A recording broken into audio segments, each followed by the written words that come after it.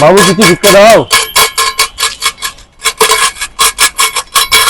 Sabita phone করি, তাহলে school topper ছিল, বড় বিজনেসম্যান হয়ে গেছে মনে হচ্ছে। হ্যালো, হ্যাঁ ভাই বল। কিরে ভাই, এখন তো বড় বিজনেসম্যান হয়ে গেছিস, আমাদের ধরো কাজ কাম দে, আমরাও তো গাড়ি ফাড়ি কিনবো।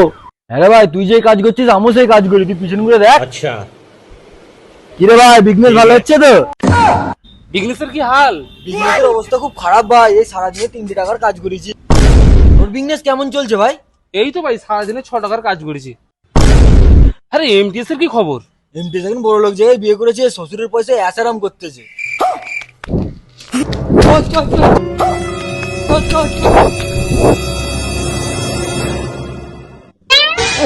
শালা এমটিএস দেবে? হ্যাঁ বে।